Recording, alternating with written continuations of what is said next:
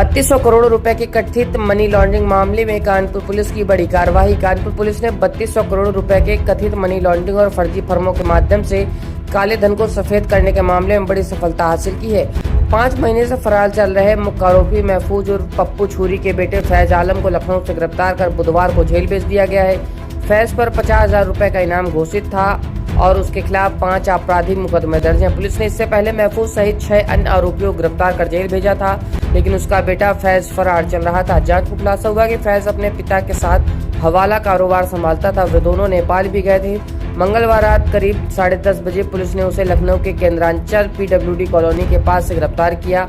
इस high profile मामले में प्रवर्तन निदेशालय ED भी सक्रिय हो गया। ED ने धन शोधन निवारण अधिनियम के तहत मामला दर्ज किया है और पुलिस से अब तक की कार्रवाई तथा आरोपियों की चल अचल संपत्तियों का विस्तृत ब्यौरा मांगा है। जांच में यह भी सामने आया कि ट्रेनरी संचालकों, कबाड़ कारोबारियों, स्लाटर फार्मों और अन्य व्यापारियों की काली कमाई को विभिन्न खातों के माध्यम से स्थानांतरित कर नकद निकाला गया।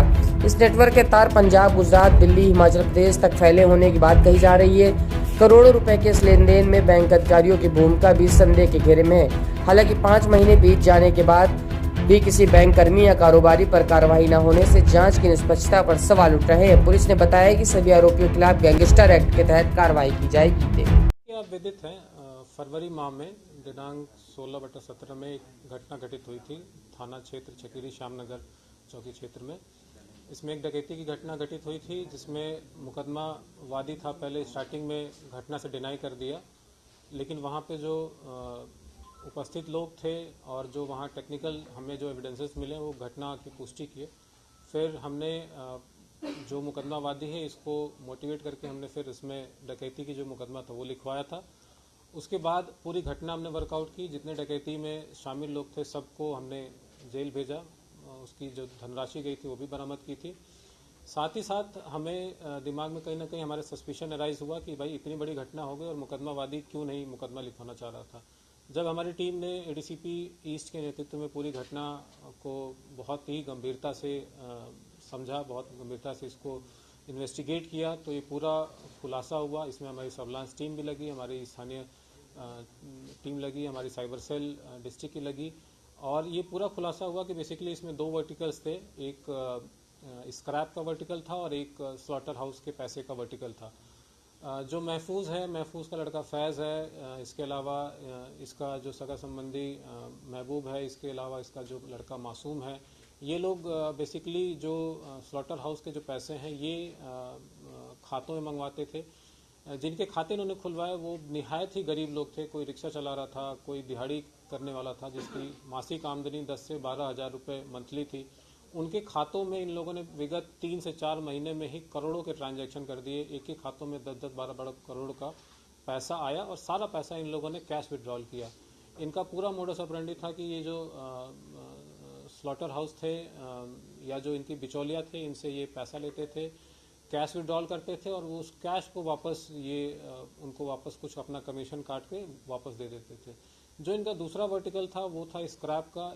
स्क्रैप के वर्टिकल में नूर आलम, फिरोज, संजीव दीक्षित और इनके और भी जो साथी थे वो इनके नाम प्रकाश में है। इनको भी फिर पुलिस ने पकड़ा, इनको भी जेल भेजा।